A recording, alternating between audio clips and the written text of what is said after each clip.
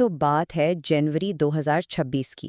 دنیا کی نظریں ایک ایسے بحران پر جمی ہیں جو کسی بھی وقت ایک بہت ہی خطرناک موڑ لے سکتا ہے۔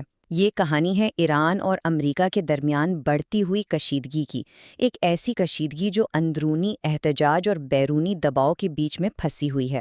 تو سوال یہ پیدا ہوتا ہے کہ آخر اس بحران کی جڑیں کہاں ہیں؟ ایران کے اندر ایسا کیا ہو رہا ہے جس نے پوری دنیا کو آپ کہہ لیں کہ تشویش میں ڈال دیا ہے؟ اور ہاں، امریکہ اس میں کس طرح ایک مرکزی کردار ادا کر رہا ہے؟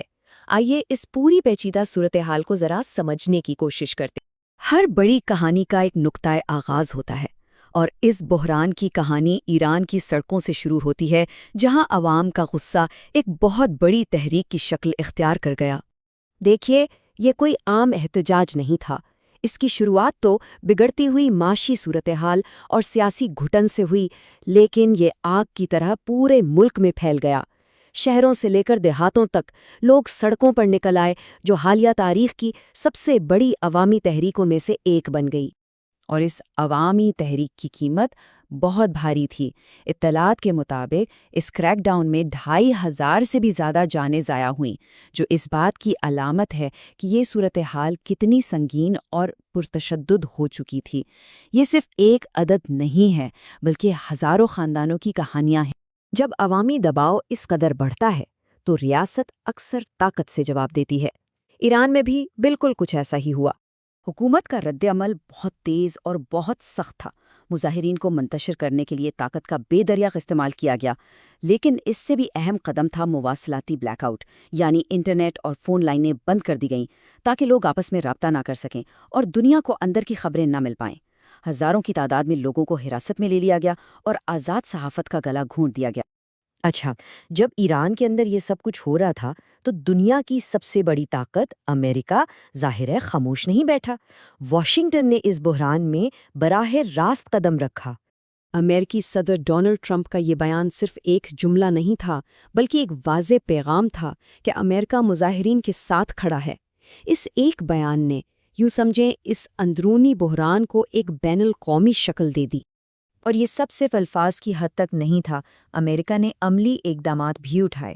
مظاہرین کی کھلم کھلا حمایت کی گئی، ایران کے ساتھ پہلے سے طے شدہ سفارتی میٹنگز منسوخ کر دی گئیں، اور سب سے بڑھ کر ایران کے تجارتی شراکت داروں پر 25% ٹیرف لگا کر معاشی دباؤ ڈالا گیا۔ ساتھ ہی یہ بھی واضح کر دیا گیا کہ فوجی آپشن بھی میز پر موجود ہے۔ اس کے بعد جو میدان جنگ تھا وہ سڑکوں سے نکل کر سفارتی راہداریوں اور میڈیا تک پھیل گیا۔ دونوں ممالک کے درمیان ایک بیانیے کی ایک بیانات کی جنگ چھڑ گئی۔ دونوں طرف سے بیانات کی بھرمار تھی۔ ایران نے امریکہ پر الزام لگایا کہ وہ ملک میں افراتفری پھیلا کر حکومت کو غیر مستحکم کرنا چاہتا ہے۔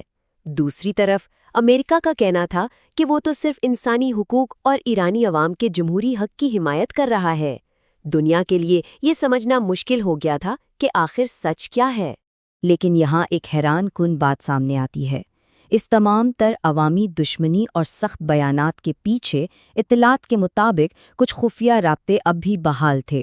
اس کا مطلب یہ ہے کہ دونوں فریق شاید کھلے عام جنگی ماحول تو بنا رہے تھے، لیکن مکمل طور پر تعلقات ختم کرنے کو تیار نہیں تھے۔ جب دو بڑی طاقتیں اس طرح آمنے سامنے ہوں تو اس کے اثرات صرف ان تک محدود نہیں رہتے۔ یہ بحران پوری دنیا پر اثر انداز ہو رہا تھا۔ یورپ نے ایرانی حکومت کے کریک ڈاؤن کی سخت مذمت کی، لیکن وہ امریکہ کی طرح سخت اقدامات سے ہچکچا رہے تھے۔ عالمی سطح پر یہ خوف بڑھ رہا تھا کہ اگر یہ کشیدگی مزید بڑھی تو پورا مشرق وسطیٰ عدم استحکام کا شکار ہو سکتا ہے، اور اس کے اثرات پوری دنیا پر پڑیں گے۔ اور اس کا سب سے پہلا اور واضح اثر عالمی معیشت پر نظر آیا۔ یہ چارٹ صاف دکھا رہا ہے کہ بحران شروع ہوتے ہی تیل کی قیمتیں آسمان سے باتیں کرنے لگیں۔ دیکھیے، عالمی منڈی کو غیر یقینی صورتحال سے سخت نفرت ہے، اور اس بحران نے مارکیٹ کو شدید غیر یقینی صورتحال میں دھکیل دیا تھا۔ تو اب ہم کہاں کھڑے ہیں؟ صورتحال ایک ایسے موڑ پر ہے جہاں کچھ بھی ہو سکتا ہے۔ ایک طرف کھائی ہے تو دوسری طرف آگ۔ اس وقت ایک انتہائی نازک توازن قائم ہے۔ ایرانی حکومت دو محاذوں پر لڑ رہی ہے۔